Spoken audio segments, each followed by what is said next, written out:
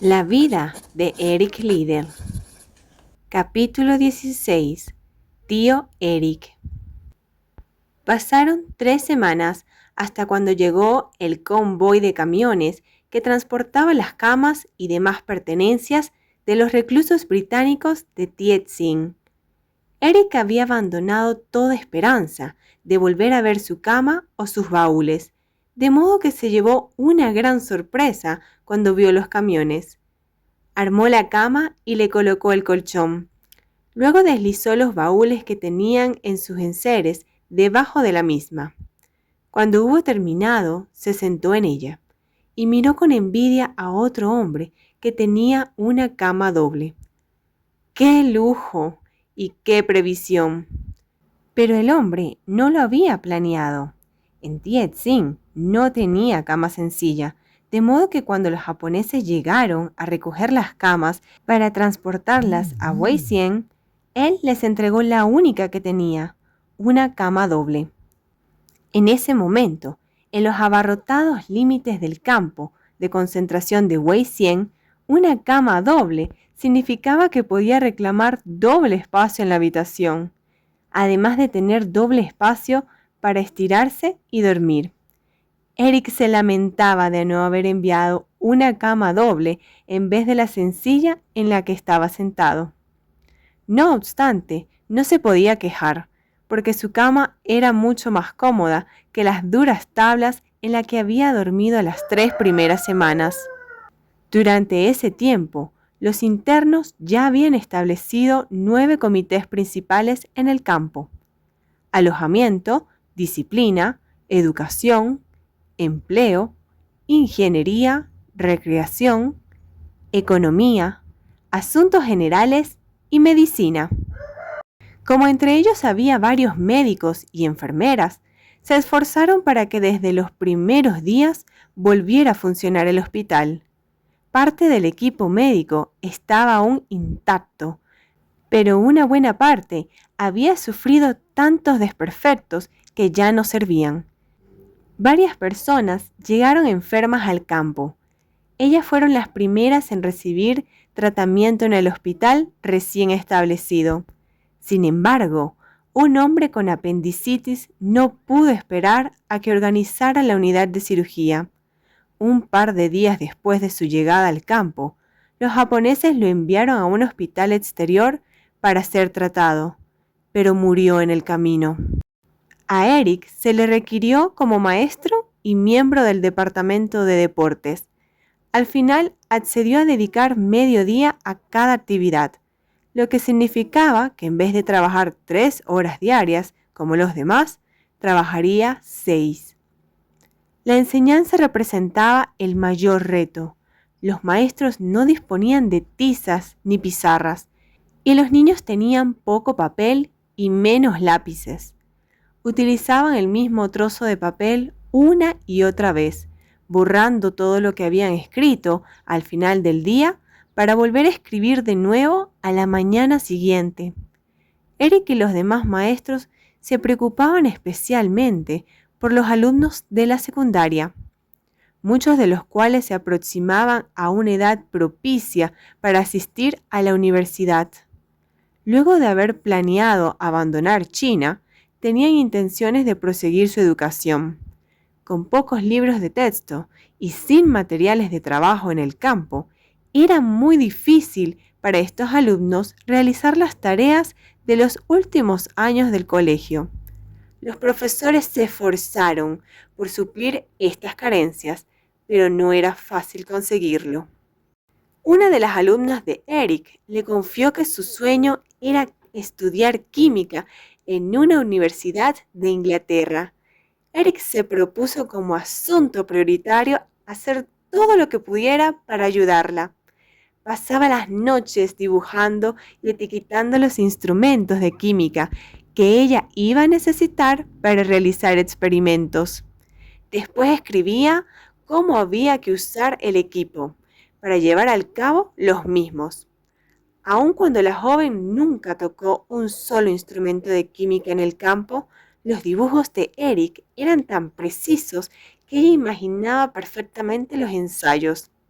Cuando salió del campo de concentración de Wei-Hsien y se metió a un examen de ingreso en la universidad, sacó una nota excelente y fue aceptada para estudiar la carrera de química. Muchos de los misioneros del campo procedían de la misión al interior de la China, fundada por el misionero inglés Hudson Taylor en 1865. Sucedió que el recluso más anciano que había en Wei-Hsien era el hijo mayor de Hudson Taylor. Se llamaba Herbert, tenía 83 años de edad y el pelo cano. Herbert Taylor, o el abuelo, como todos le llamaban, llegó al campo con un grupo de 97 niños huérfanos, muchos de los cuales eran hijos de misioneros de la misión y habían sido internados en el colegio que esta misión tenía en Shifu. Cuando el colegio fue capturado por los japoneses, todos los niños que allí habían fueron enviados al campo de concentración de Tietzing. Algunos niños se enteraron de que sus padres se encontraban en otros campos de concentración. Otros recibieron la terrible noticia de la muerte de sus padres durante la guerra. Sin importar cuáles fueran las circunstancias, los 97 niños huérfanos necesitaban mucho amor y ayuda extra de los adultos del campo. El tío Eric fue pronto uno de los ayudantes favoritos. Les entregó cada minuto de su tiempo libre. Supervisaba los partidos de hockey y después de cada juego se llevaba los palos a su dormitorio para repararlos al día siguiente. Encontró las cortinas del comedor de Flo en uno de los baúles que guardaba debajo de la cama e hizo tiras para atar y reparar los palos. También dirigía una reunión de jóvenes los viernes por las noches que incluía contradanza, torneos de ajedrez, pantomima y concursos de preguntas.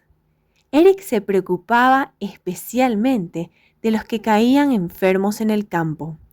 Aunque algunos de los mejores médicos y cirujanos estuvieran internados en Wei-Hsien, carecían de medicinas y equipos para tratar adecuadamente a sus pacientes. La fiebre tifoidea, la malaria y la disentería eran enfermedades comunes en el campo. Una cierta ocasión había demasiados enfermos para alojarlos en el hospital, por lo que se decidió que las 2 pacientes con tifoidea, la cual era extremadamente contagiosa, fueran alojadas en la morgue.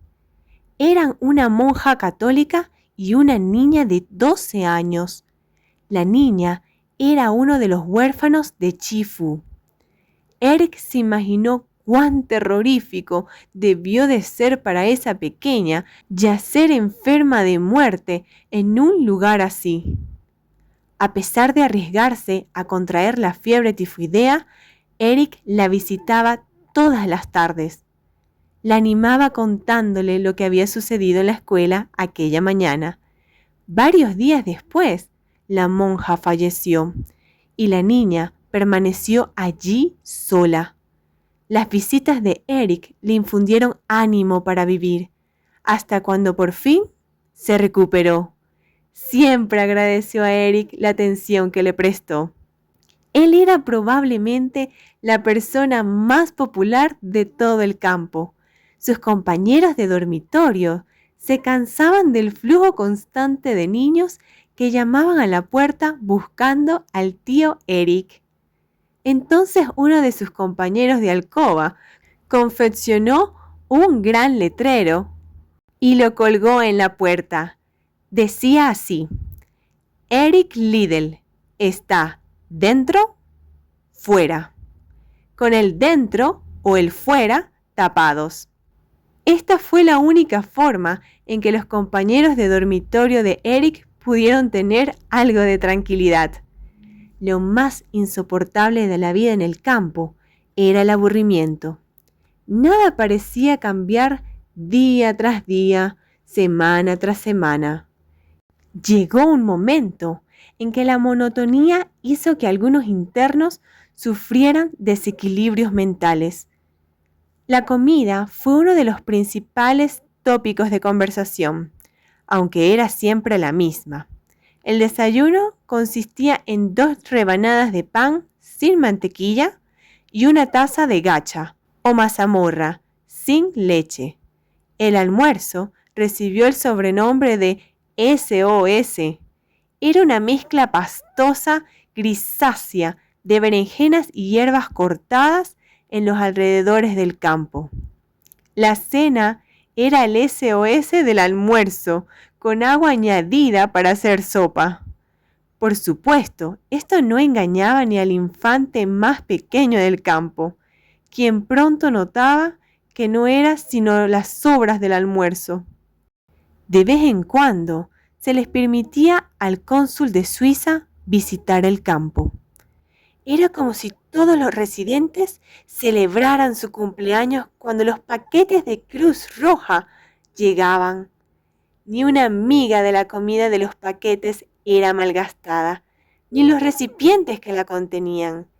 El departamento de ingeniería, formado por algunos hombres que anteriormente habían supervisado la construcción de algunos de los puentes y edificios más sobresalientes de China, recogían las latas vacías y las remodelaban para reciclar moldes y transformar el polvo de carbón en pequeños ladrillos, usados para encender los fogones de la cocina o la caldera del hospital. La Cruz Roja se encargaba también de entregar y recoger las cartas, aunque los que las enviaban debían someterse a normas muy estrictas. Todos debían someterse a un modelo de carta con un espacio para el nombre y dirección del destinatario. Debajo tenía un espacio cuadriculado de 5 por 5 casillas, que hacían un total de 25. En ellas, el prisionero debía escribir su carta. Era obligatorio escribir una palabra en cada casilla, de manera que el remitente tenía que pensar detenidamente antes de escribir cualquier cosa. Al dorso del formulario había otras 25 casillas para que respondiera el destinatario. La carta tardaba unos 6 meses de promedio en llegar hasta el destinatario y otros 6 en llegar a Wennsey.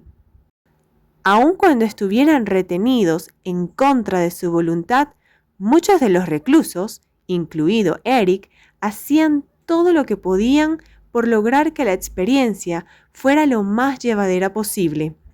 Varias personas se pusieron de acuerdo y ofrecieron más de 100 cursos para que asistieran los adultos cuando no estaban de servicio. La gama abarcaba desde latín hasta bailes de salón, ópera o álgebra. Algunas clases eran mucho más populares que otras. Todos los fines de semana se ofrecía conciertos u obras de teatro, y los domingos se ofrecían cultos religiosos, comenzando con el Ejército de Salvación por la mañana temprano y terminando con una misa católica a la última hora de la tarde.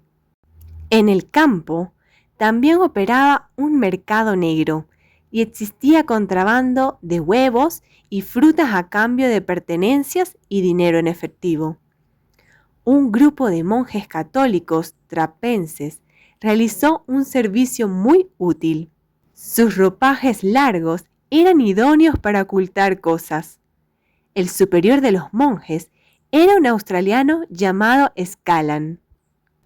Noche tras noche, el padre Scanlan recogía huevos de un canal de desagüe por debajo del muro de ladrillo. Unos niños chinos se arrastraban por el túnel y acercaban los huevos. De allí los recogían los monjes y los escondían debajo de sus hábitos. Una noche el plan salió mal y el padre Scanlan fue sorprendido. Todo el campo se preguntaba qué tipo de castigo iba a recibir. Por fin, los japoneses convocaron una reunión comunitaria en la que se anunciaría la suerte del padre Scanla. El oficial japonés del campo de Wenzhou anunció delante de todos que el padre Scanla iba a recibir un severo escarmiento por intentar engañar a los japoneses. Tendría que sufrir 2 semanas de aislamiento. Cuando la gente oyó esto, estalló de risa. Las ancianas rieron hasta que se les rodaban las lágrimas por las mejillas, y los hombres se dieron palmadas en la espalda.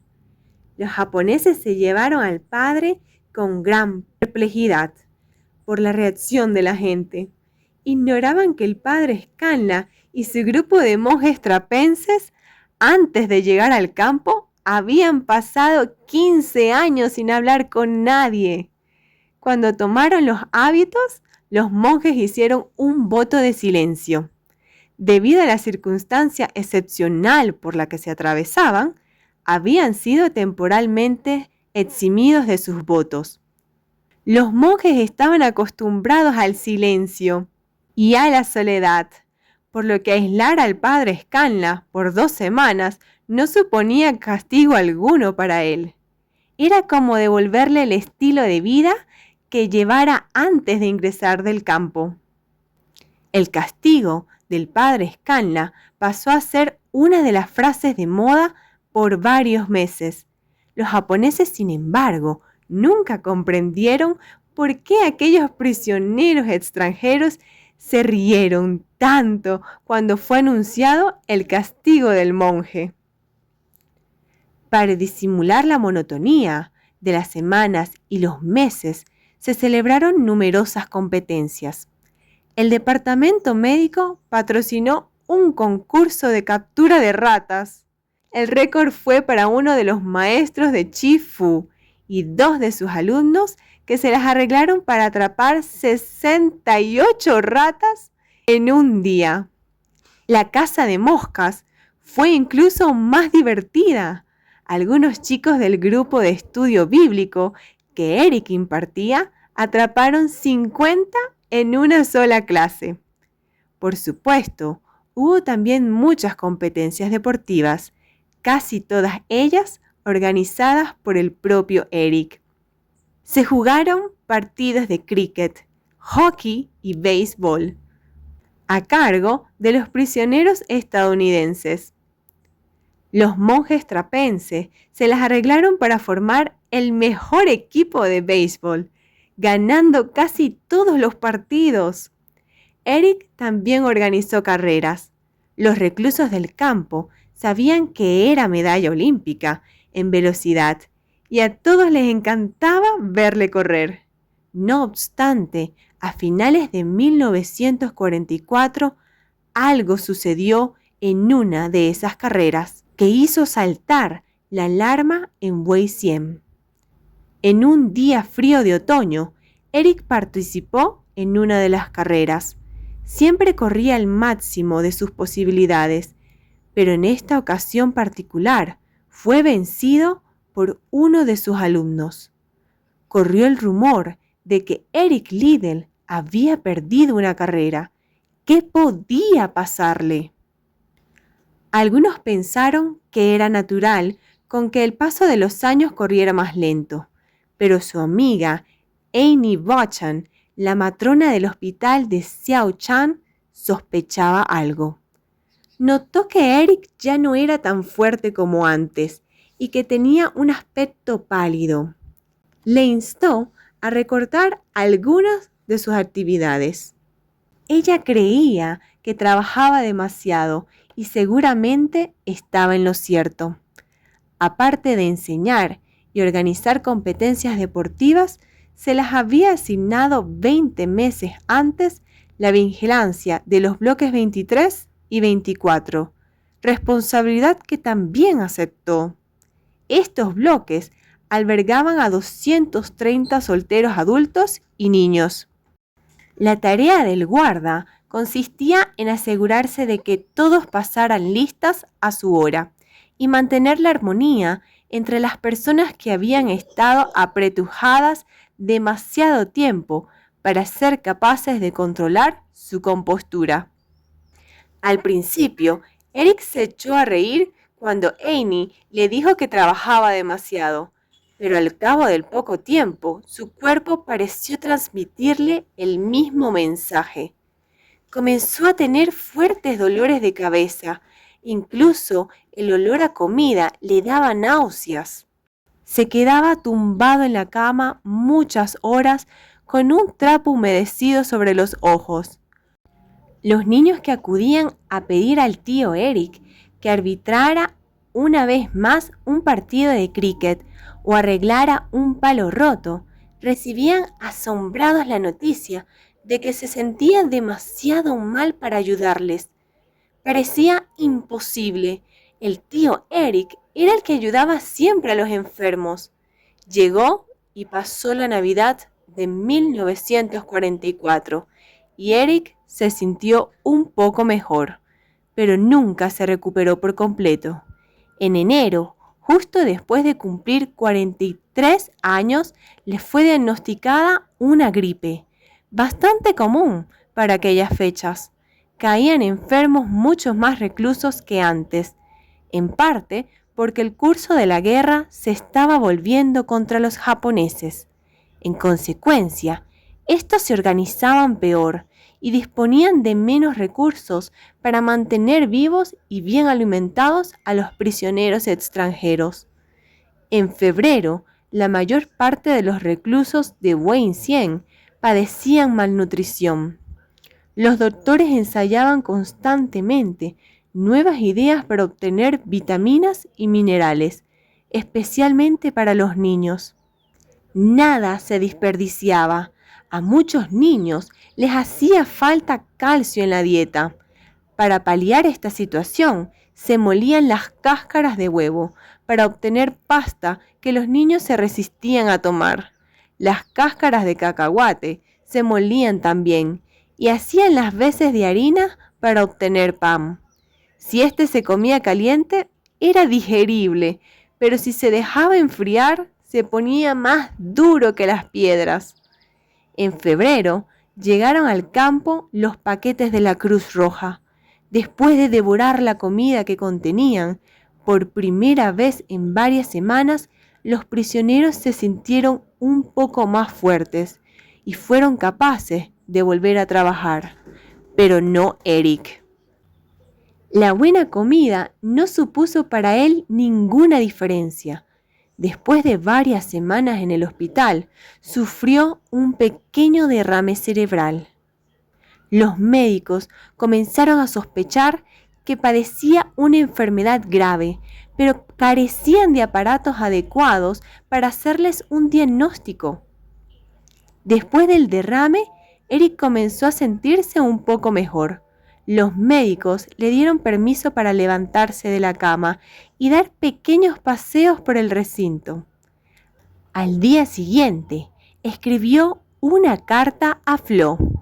Le contó que había estado trabajando demasiado y que los médicos le habían aconsejado que disminuyera el ritmo de sus actividades.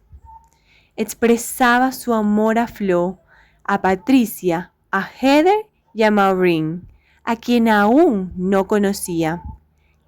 Lentamente se dirigió a la estafeta de correos del campo para depositar una carta fechada el 21 de febrero de 1945.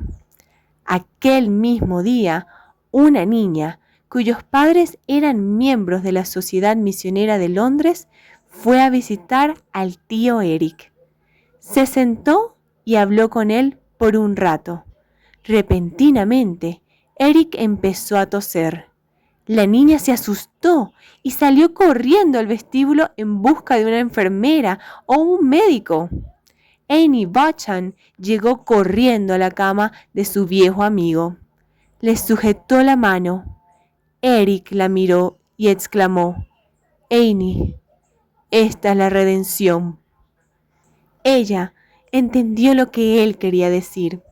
Estaba a punto de morir. Al cabo de unos instantes, cayó en estado de coma.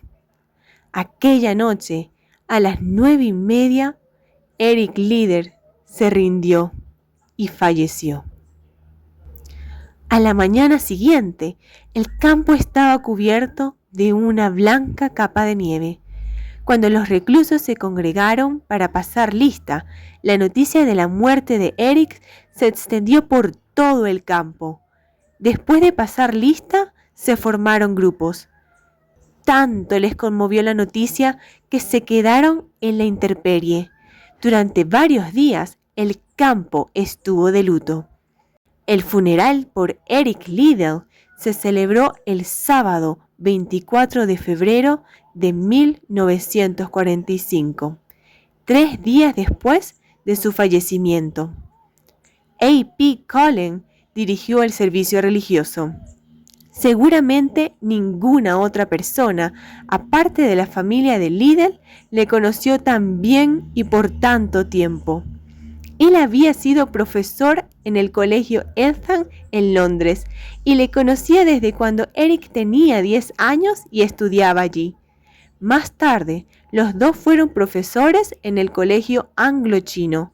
También habían compartido un apartamento después que Flo y las niñas partieran a Canadá. Años antes, Eric había confesado que le gustaría que en su funeral se cantase el himno «Alma mía, reposa tranquila». La congregación cantó el himno suavemente, mientras los escolares formados en guardia de honor ante los que portaban el féretro. Unos 30 funerales se celebraron en el campo de concentración de Wei-Hsien. El de Eric Liddell fue el más multitudinario. Era como si todos tuvieran una razón especial para celebrar a este hombre excepcional.